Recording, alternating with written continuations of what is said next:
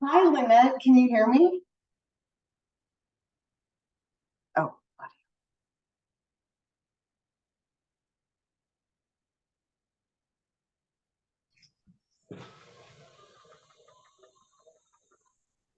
hi, Lynette. Can you hear me? Well, hello there. Yes, I can. How are you?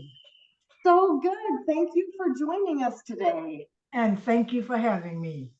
It is so nice to meet you. I'm Becca. I'm one of the hosts for today. Okay, I received a message from you, Becca. It's nice meeting you as well. So what we'll do is here in just a second, we'll start welcoming whoever comes to the session. Okay. I'm not quite sure how many we'll have, so we'll welcome everyone. And then my co-host, his name is Alexei. Alexei? Alexei. Okay. So he and I will start the presentation and talk for a few minutes. We may talk for 15 minutes or so. Okay. And then we will transition to you as part of our success story, and we will introduce you and we will give you time to unmute and to join us. Okay. All right. Thank you so much. Hi, Lynette. Thank you Well, for joining. hi there. Well, hey there. How are you? I'm good. Hello, everybody. Well, hello there. Hello, Nice. everyone. Nice to see you, Lynette. Thank you so much for joining us. We were so hoping. And thank you so much for with us. having me. It's my pleasure. Awesome. Alexei, right? So, yeah, that's right. Perfect. Thank you very much. So, you see, Becca was holding that slide for you. Like, I still hope, I don't lose hope. Lynette will join us. And you proved to be right. Oh yes, I Which is know. amazing. When I make a promise, I try to keep that It's incredible. unless something comes up that I can't. And I must apologize because I wasn't at the last Q&A. I have to apologize for not being there, but I missed it. And yeah, but it's nice to see everyone today. We just had a talk about Q&A last webinar. Yeah, so how helpful they are, and you will have your opportunity to tell us about that. Okay. So Becca, are you the one responsible for turning the slides? Sure, I can do that. Awesome, thank you so much. I'll give us just maybe, Alexei, maybe like 2 more minutes. Sure, for people absolutely. to join, and then yeah, for sure, I can do the slides. Absolutely.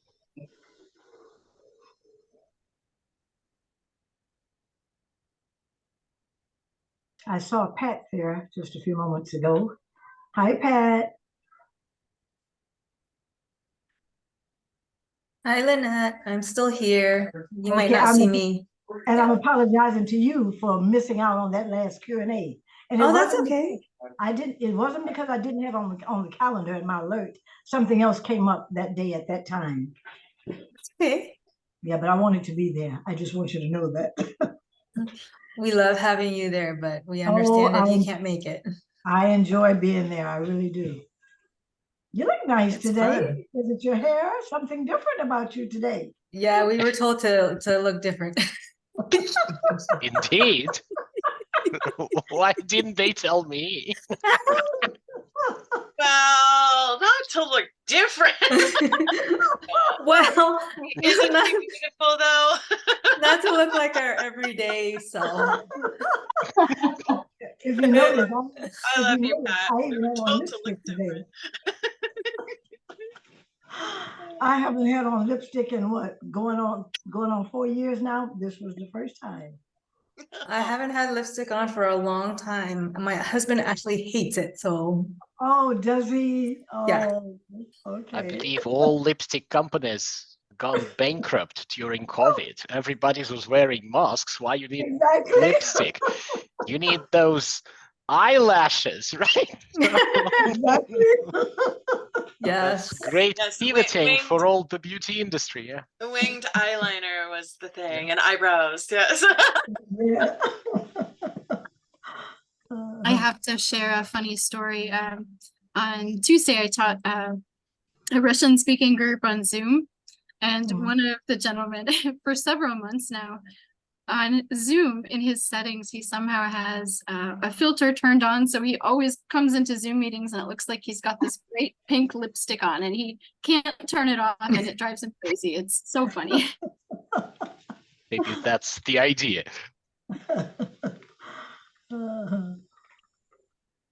All right, so welcome everybody, and welcome to the next webinar in our incredible cycle of the Day of Equity Open House.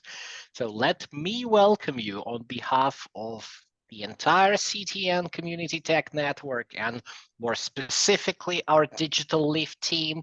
I'm glad and honored to see all of you here, my colleagues, my old friends, my new friends. That's awesome. We'll talk today about digital citizenship, and we'll talk about various approaches you can take when teaching digital citizenship, and how important it is in the lives of our digital skills learners. And I'm super glad that Lynette is with us to talk about her experiences. But before we do that, let's get acquainted a little bit. Can you flip the slide, please, Becca? So I know you have the agenda slide there. So will you please present it? Can you see it? Yep. So very quickly, we will give an overview of CTN. We know that most of you are familiar with this. So very briefly, we'll talk about CTN. We'll talk about our specific program, which is Digital Lift. And then we will dive in because I know Alexei is ready. Digital Lift is, or I'm sorry, digital citizenship is, of course, many, many more things than just safety in the online realm. Most of what we will talk about in this session is how to prepare navigators and trainers themselves, how to prepare them to approach digital citizenship with their learners. But in talking about these teaching techniques, of course, it bleeds into concepts and principles of digital citizenship overall. So we don't just have to talk about teaching techniques and approaches. We can broaden that conversation based upon your input and your questions. Alexei does have specific teaching strategies in a brand new project management module that Digital Lift is just about to release. And so we will conclude right before questions with more information about that course and exactly how relevant it is right now. If at any point in the session, we have a pretty small group today. So if at any point you have a question or a comment, Alexei will probably make you jump in, but please do just jump in and talk to us. Oh, yeah. And we have a raffle. Stay until the end. We have a raffle at the very end where we will be giving away probably this course and maybe some other courses. I believe that the smartest attendants, they just move from one webinar to another, like collecting an entire package of free courses by the end of the day, that to get that exposure, yeah, to great courses that we provide. And let us start with a brief introduction of CTN, Community Tech Network, our glorious organization that's been serving communities and individuals for more than 15 years now, working from brick and mortar office in San Francisco and virtually, close to national exposure already, but still mostly in the states of California and Texas, gradually expanding to other areas as well. As you see, our mission is to unite organization and volunteers to transform lives through digital equity. And for many, many years, we delivered direct services for older adults, low-income families, adults with disabilities, direct services, including device distribution, digital skills training, basic technical support, running Q&A sessions. So everything we need to do in order to bridge the digital divide and bring internet, digital society with all its advantages to the communities and individuals that we serve. After those 15 years of experience, we decided that we are ready to share not just the services, but the experience as well, not just to deal directly with the end users, but also to teach other organizations and entities how you can do that. So we started Digital Lift, led by the one and only Sky Downing, and thank you very much, Sky, for being with us in this webinar. And we offer professional development instruments for digital inclusion practitioners. What those instruments are, these are in-person and online training for leadership teams, for mid-management, for instructors, for volunteers, training in everything. How to do the intake, we just did that. How to communicate, how to train, how to lead the classroom, how to collect data, how to report the impact of your programs. So everything you need to know as an organization dealing in this digital equity field, we give you all the knowledge and skills you need to be fully operational and successful. So when you look at us and you want this quick explanation what Digital Lift is, I would say Digital Lift is like your Congress library for digital inclusion practitioners. But unlike the library, you don't need to wander around looking for what you need, because we come to you and offer the best practices that are currently available. And one of such webinars is the one we're having right now. And I'm so glad to present my co-facilitator and colleague, Becca Wright, and I will ask her to tell us a few words about herself and her background in digital equity work. Please, Becca. Thank you. I'm so excited to be here. I just recently joined CTN just a couple of months ago. And I have a background in higher education. I have a background teaching in colleges and universities. And I was brought to the realm of digital equity about a year and a half ago when my 86-year-old grandmother moved in with us. And from a different state. And we were having to teach her just basic digital inclusion skills just for her to do the things that she wanted to do in her home, like operate her TV and like operate her cell phone. All of those before she had never done. And I noticed exactly how much of my education background it brought in. But when I started working at CTN, I thought this is just the perfect fit because I believe in digital equity and I know curriculum in higher education, as does my co-facilitator, Alexei. I will turn it over to you. Thank you. Thank you very much, Becca. So I've been with CTN for a longer period of time in the year 2022, working as the training manager.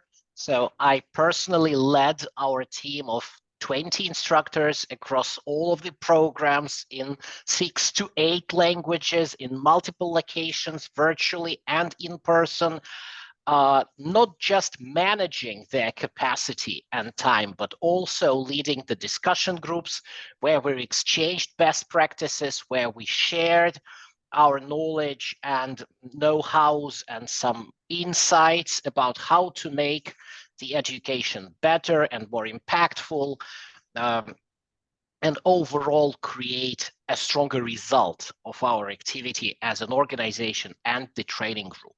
And what helped me in this work is my big background in education, so I've worked in various educational institutions with all kinds of educational initiatives for more than 20 years now. I have a PhD in education. I've worked with nonprofits in Europe, in the United States, and I'm so glad to bring that experience to CTN and to you, our partners in CTN. So, we teach people technological skills. We teach people digital skills. We bring them into the digital world. We expose them to technology. The thing is that, like with most things, it's not all roses. So it's not necessarily great 100% of the time. And I would say that when you expose people to technology, particularly older adults who may not be native to the technological world, who need to learn so much, who get frustrated and intimidated so quickly by this world. So it doesn't bring just opportunities, but fears too. Not just excitement, but threats as well. And while connecting people, it also opens you up to vulnerabilities. It makes you exposed to a lot of things that aren't just beautiful, helpful, useful, but also to misinformation, lies, fake news, phishing, identity theft threat, all that kind of stuff. And when we teach digital skills, it is absolutely crucial to decide how we're going to deal with that duality of exposure to technology. And I would say there are two ways that you can take here. And we're going to discuss and compare and argue, and we would like to sparkle your participation as well. So maybe you will tell me, no, Alexei, it's not just these two ways.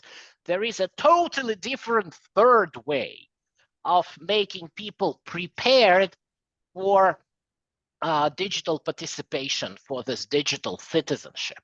But the first approach, the first methodology of speaking about digital citizenship is definitely to try and prepare people for all the dangers and threats. And Becca here will now present the advantages of this particular point of view, and we'll start our discussion. Becca, the floor is yours. So Alexei gave me the easy one. When we were developing this, he gets all the credit for the new course that CTN is about to release. And when we were preparing this, he said, you know, I really want to bring the audience in. I want to bring everyone in. And before we hear from a success story from our learner, Lynette, before that, I want us to have a debate. And we can just start with the two polls, that it is better to prepare or it's better to not prepare. And I said, okay. And he said, I'll give you the easy one. It's better to prepare. So I thought, this is great because we can pick on Alexei because he took the hard one. As an educator and as someone just like everyone else on this call who believes in the power and the importance of digital inclusion, I come from a place of believing that it is important to prepare our learners and our clients for the actual world that they will encounter in the digital realm. Most of us work with people who may not have a lot of exposure to the internet, and it really is a different world. And I think that it is important to prepare people for the dangers, but that we can frame the education in a way that is not scary and is not prohibitive and is not does not encourage them to self-censor or to become paranoid. If we think of all of the other times in our lives, big and small, when we learn something, we probably learned the dangers about it before we took full advantage of the benefits. I remember when my dad taught me to tie my shoes. So I was maybe 4. And when he was trying to teach me, I did not want to take the time to learn how to tie my shoes. I wanted to go and run and play. I wanted to go and get out into my kid world. And he said, the quicker you learn how to do this, the quicker you can get out there. And that way you won't trip and fall. And that way your shoes won't fly off your feet and you might, step on broken glass or something. So the quicker that we do this and the quicker that you understand, the quicker that you can get out there. And everything that is worth doing, as Alexei mentioned, includes a measure of worth. Not only do we need to teach digital citizenship to older adults who are not digital natives, but we need to be sensitive to various cultures and their communication styles. Things might be offensive. I mean, things are offensive in the digital realm, let's just be honest, but things may be offensive and not even be intended to be that way. Not only that, but many of us work with marginalized communities who are threatened in real ways. And the internet will just pose one other way for them to be threatened if they're not adequately prepared. So since Alexei gave me the easy one, I'm going to go ahead and cut the argument off there, because you all may have thought of points that I haven't made. You may have thought of counterpoints or other thoughts entirely. So let's hear Alexei, and then let's all talk together. Thank you very much, Becca. And yes, I am the devil's advocate today. I get the point of view that may not be intuitively acceptable. And to emphasize that, I even selected a picture to visualize my approach and the phrase "ignorance is bliss." And I am 100% sure that you will instantly remember the scene where the picture and the phrase come from. So do you? Please let me know. Who instantly remembers where this phrase was said and in what context, which is very important. So let me see in the chat. Oh, nobody remembers. Gosh, I thought you will just immediately tell me, of course, Alexei, that's the legendary scene from Matrix, where we had the traitor, who says, oh, I know that when I have this juicy, marvelous steak, it doesn't exist, in fact. And it's the Matrix that tells me how tasty it is. And you know what? Ignorance is bliss. So we know that scene. It was said by a traitor, a 100% negative character. But I remember discussing Matrix multiple times with many people, and they would tell me, you know, Alexei, there is a grain of truth in Cypher's words. When you enter a realm and you are full of uncertainty, you feel yourself insecure, it is so difficult for you to make the next step. And if you come to that realm and they give you the information about the wolves in the forest, about the thieves in the street, about phishing, about identity theft, about viruses, and you are already insecure, you are already uncomfortable, that's so new to you, and you don't want to make a fool of yourself, and you don't want to expose yourself to dangers, you don't want to do something that will hurt you, you don't want to let people nearby who can hurt you. So what is the easiest decision? And we know that people tend to gravitate towards easiest decisions. So the easiest decision for our senior learner, for example, is to say no, thank you. And I believe that my CTN colleagues here can easily recall multiple cases when we came to a person providing a free device with a free training and ready exposure to the digital world, only to hear what?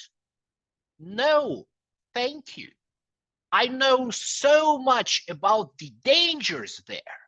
I know about viruses, I know about threats, I know about phishing, I know how people get all their money stolen when they leave the bank card information somewhere.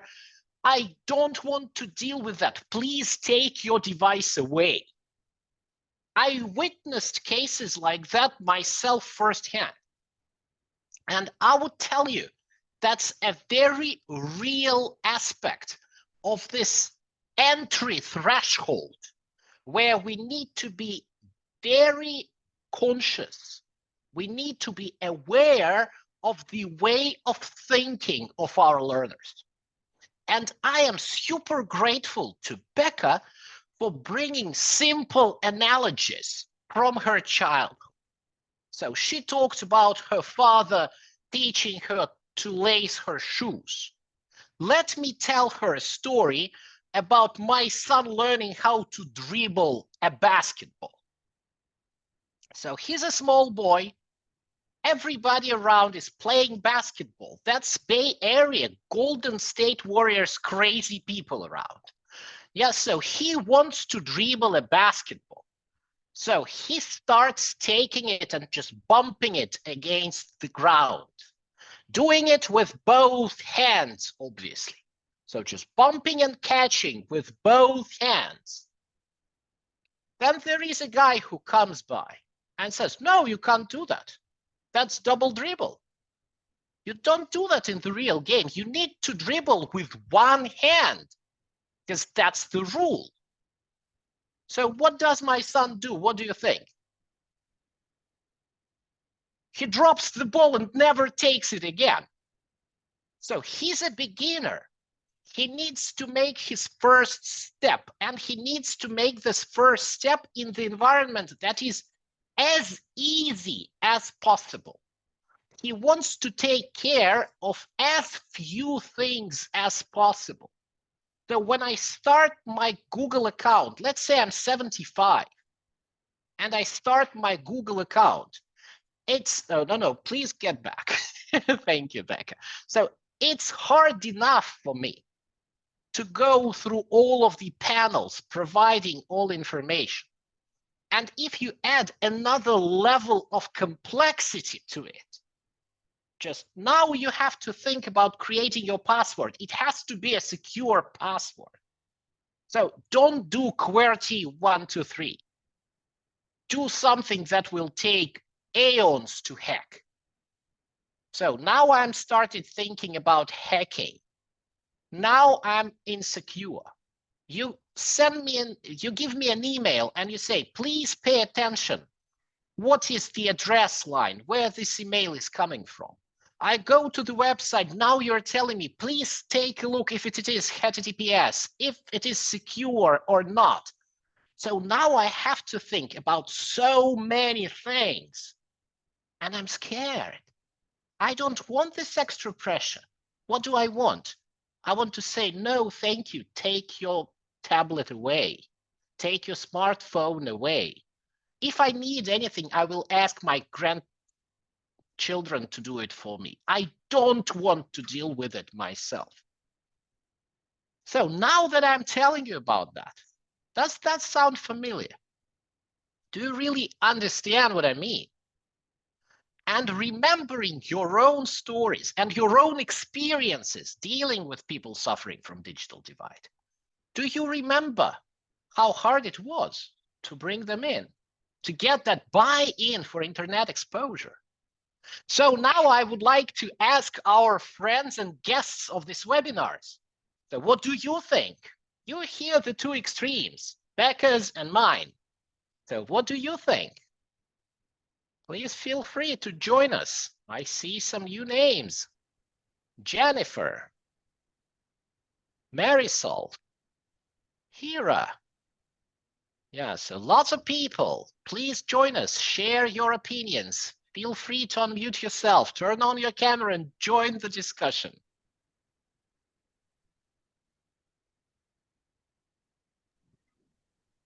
Well, I'm going to pop right in. I saw you laughing as Alexei was talking. You were grinning along in there. I want to say thank you, Alexei and Becca, for the wonderful presentation that you have given. It's not over yet. No, it's not over yet. It's just beginning.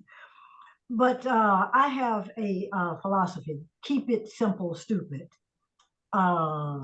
There are quite a few friends. I have some older friends, much older than I, and I have been trying to get them involved in the digital experience, digital education, for quite some time.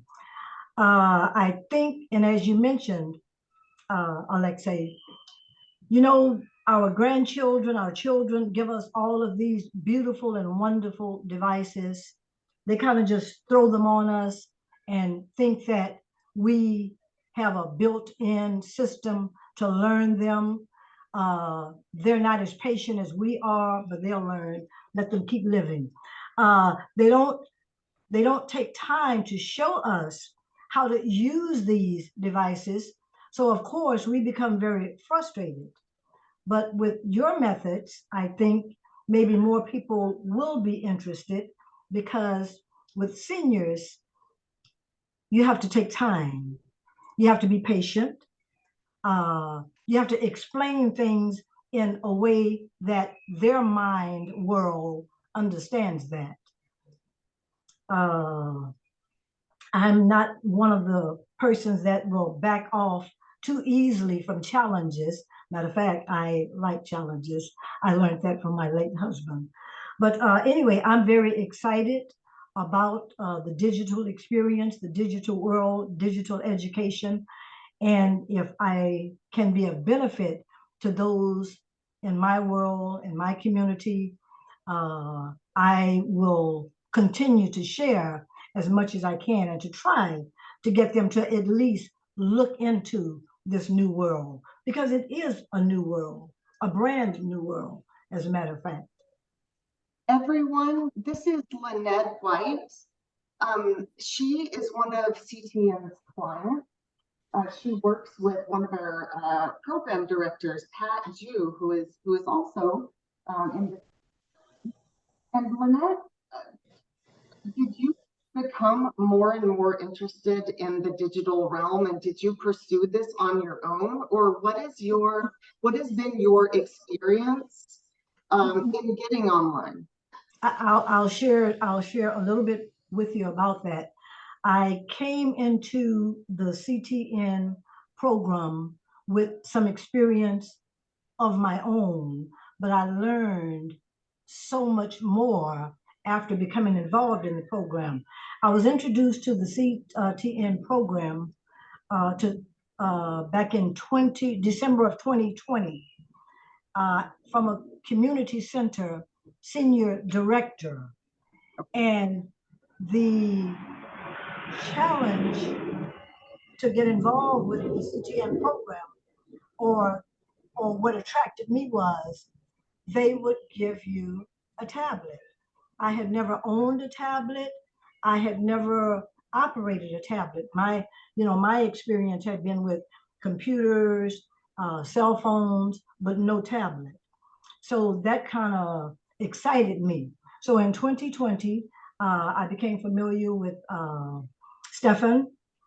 He was very, very kind person. And he set me up with a digital coach, one-on-one. And that was just perfect for me and my continued learning experience in the digital educational field. But ever since 2020, I have continued to be involved with CTN Pat and Josh and all of the wonderful people who are in this program. I remember my first one-on-one was with Josie after having received the tablet, and Josie took me to all the steps of learning the tablet, what it was about, how to open, how to close, and how to do the things that I was not familiar with.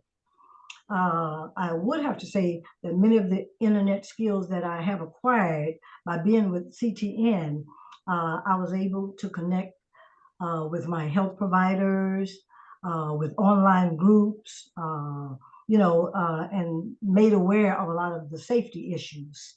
Like I said, I've learned so very much. And the question and answers, I try not to miss those, groups in those days, though I have missed maybe two. But they're just wonderful. And all of the people, all of the volunteers that I've come across, they've just been wonderful. And they're so patient.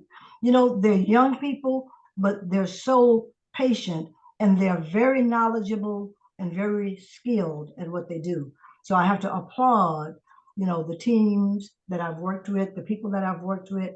And as I said, the individual experience, you can't buy that. It was just a wonderful experience for me. And I even had one of my coaches was in Chicago, and we used to meet up once a week, from her being in Chicago and my being here in San Francisco. But I've learned so very much. That is a great story. I have one last question for you. Sure. Before turning it back to Alexei. What was your approach? The more and more you got used to devices, right? So you get used to your tablet, you get used to the device that you work on. Once you're comfortable with that and you're getting more into the online realm, what was your educational journey? Was it, I'm going to be prepared for the types of dangers that might occur, or was it, I'm not really going to think about it? My mind specifically was, I'm not going to think about it and I'm going to learn as I go. Oh, you just gave that to Alexei. Thank you, Lynette. So that is why she was nodding and smiling, listening to me. Because even being the devil's advocate, I still know that that's exactly how people think most of the time.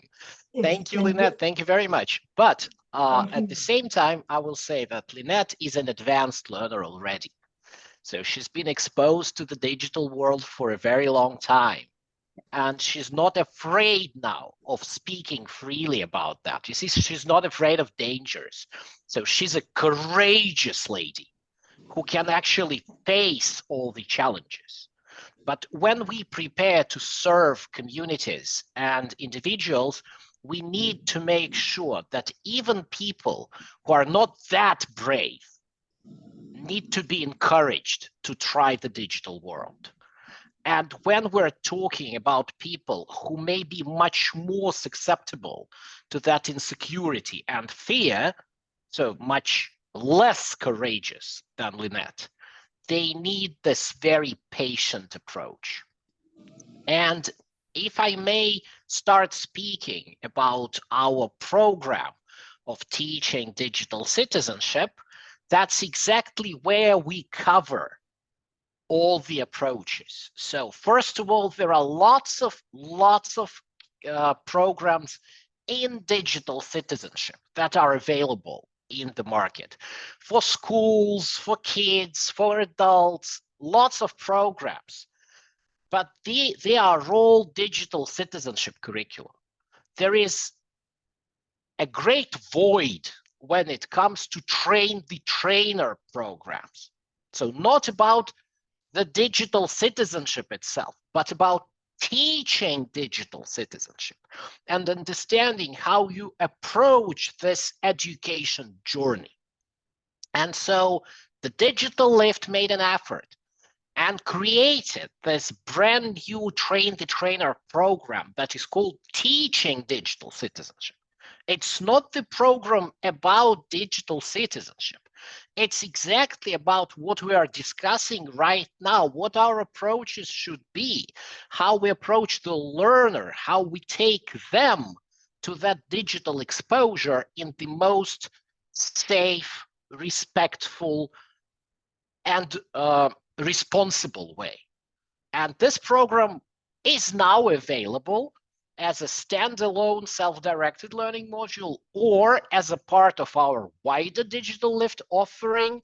And I would love to ask those of you who are our guests who are now in the webinar, please use your reactions and raise your hand if you are interested in enrolling in this program. If you are interested in learning more about that, of course, thank you. Thank you. Awesome. When we will do our raffle today, we'll know who must enter this program. Thank you, Lynette. I always knew that you're with us all the way. Thank you, Jiang. Thank you very much. So let me tell you a bit more about what is there in the program, some program highlights. So knowing that even some of the digital skills trainers may be new to the concepts of digital citizenship, we have a section there devoted to key concepts. So what is digital citizenship about? What is online safety? What is online etiquette? What we understand as safe and responsible behavior? What is phishing? Yeah, so we're talking about these things as well, but giving them a brief overview, because that's not what the course is about. So the important elements of the course are curriculum design. So we understand that some of you will just use the existing curriculum. Or maybe, like I said, people always gravitate towards easiest decisions. So the easiest decision is always to ask CTN for the ready-made digital citizenship curriculum. But still, I respect your desire to build the curriculum yourself, making sure that it reflects the communities that you serve, the individual needs of your learners. And in this case, of course, you will develop your own curriculum, which means you need to know the basics of curriculum design and various approaches you can use in this curriculum. And just a small piece of this discussion you could see from my discussion with Becca. So various approaches are available. And two instructors will build two very individual and not quite similar curriculums in digital citizenship. When you know what you're going to achieve, when you understand the main knowledge gaps that you're going to address. And of course, to make it even more helpful, we also provide basics of adult education, which is scientifically called andragogy. And thank you very much, Becca, for being an expert in this topic and helping build this particular section of the course, as well as some helpful classroom tips and tricks. So what do you do when you have a group of 10 adult learners with different levels of background knowledge? Some of them are advanced technological users, some are pure novices and they need to be supervised even when they just click some basic things like turning on their tablet. And so when you have this group of uneven levels, what do you do? And we provide methodologies for tackling that challenges in the classroom, as well as helpful resources, links to existing digital citizenship websites, curricula, quizzes, and anything you need to use when delivering this program to the learners. So if you are interested in that, and I am sure that our leader, Sky Downing, made notice of those who are interested in learning more about the program, tell me, tell Becca, tell anyone in the Digital Lift team, and we'll be happy to provide you with more information, as well as to provide you access to the course itself. So if you ever need a lift, you know that you just need to send us an email at lift@communitytechnetwork.org. We are all here ready and willing to help you. And we wanted to leave enough time at the end to talk a little bit more about experiences, digital citizenship concerns that you have. It doesn't just have to be from a safety perspective, and it also doesn't have to be from a teaching perspective either. It could be other concerns that you have. I mean, digital citizenship is as big as the world online, which is enormous. So we would like to open it up before Sky does the raffle to hear more from you. And also, I would love to give a little bit of this virtual floor to Josie, our curriculum designer, to tell more about how we integrate digital citizenship concepts into CTN's various curricula. If you don't mind, Josie. Sure. Sure Thank thing, you. Lacey. Yeah, we always include internet safety and media literacy in our curricula. How it's actually taught, I think different trainers might take different approaches. But I was reading the chat that someone put too, kind of similar to that chat message that we always start with foundational skills. It doesn't make sense to start talking about, scary things before you've even turned the tablet on. So we focus on, basic skills first. And then once we start talking about the internet, we go over things like, how to recognize if a website that you're on is credible, if it's a legitimate source to get your information from. So often it's the safety aspect or the citizenship aspect is kind of coupled with whatever skill we're working on. So, and also with email, we'll first start with the basic skills, how to send an email, how to delete an email, etc. And then we'll talk about phishing emails and how to recognize suspicious emails and what to do with them. And then occasionally, if we are able to, we might have a whole lesson where we just discuss this more in depth, because there is plenty of things to talk about and a lot of activities you can do to practice recognizing secure websites. There's a really helpful phishing quiz that I like to do with students where they look at example emails and they need to decide if it's legitimate or not. Awesome. Thank you very much. So that's some sneak peek into what is expected you in the program, because we have a much more expansive information from Josie there, going into detail of available curricular, working through some specific exercises that you do in class.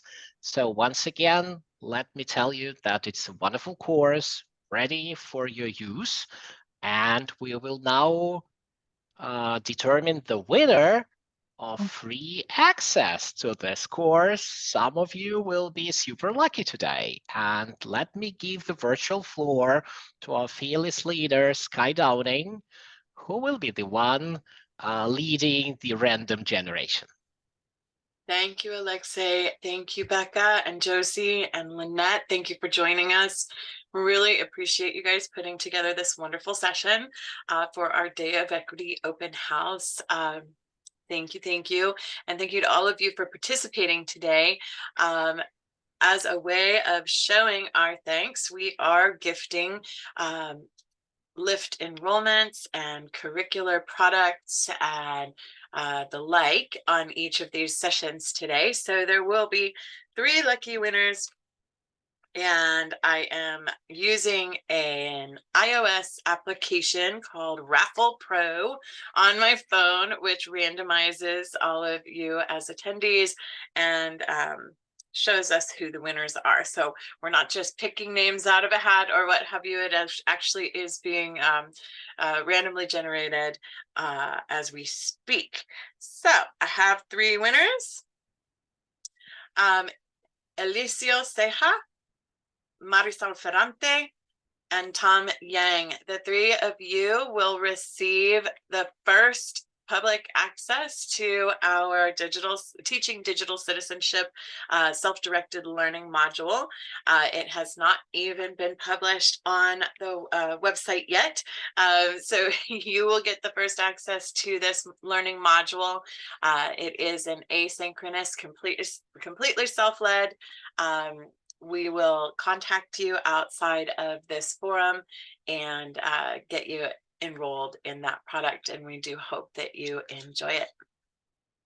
Congratulations, and thank you so much. We have about 10, well, little less than 10 minutes left before we have to jump to our final session of the day, which is speaking about AI, or artificial intelligence, in the workforce, and also how it affects us in the work that we do in digital inclusion and equity work. So that is our last session for the day. You know, we could, Alexei and I could debate AI as well. Should we be prepared, or is ignorance bliss? Bliss, yeah. Ignorance is bliss, yeah. Yeah. La, la, la. You know, if you read through classical sci-fi works of the 70s, for example, you will see lots of support of the idea that we should just let AI lead us and make all the decisions, like take all the statecraft, because you are impartial and objective and reasonable and rational. But it never ends well for the humans. It never ends well. Skynet is there waiting in the shadows. Yeah. Oh, so good. I love lots of these references to classical sci-fi movies that we're having here. That's awesome. Well, I would like to, I know that everybody probably wants to maybe take a little break before that last session of the day. I hope that you'll join us for AI. I also hope that you'll keep an eye out for this course, because as you know, it's such a pertinent area. And we'd love to hear more from you. Jennifer, thank you for your comment. I didn't see it at the time because I was sharing my screen. But that was incredibly thoughtful. And I know that you all have thoughts and experiences about this really important issue. And so I hope that you'll stay connected through our community forum, stay connected with us. One final thank you to Lynette. Thank you, Lynette. Thank you all. Yeah, we really appreciate. Oh, I was just going to say, we thank all of you and wish you a very, very happy Digital Inclusion Week and a happy Day of Equity. Thank you, and see you soon in our training. Bye, everyone. Bye-bye, everybody. Enjoy the rest of your evening. Thank you, everyone.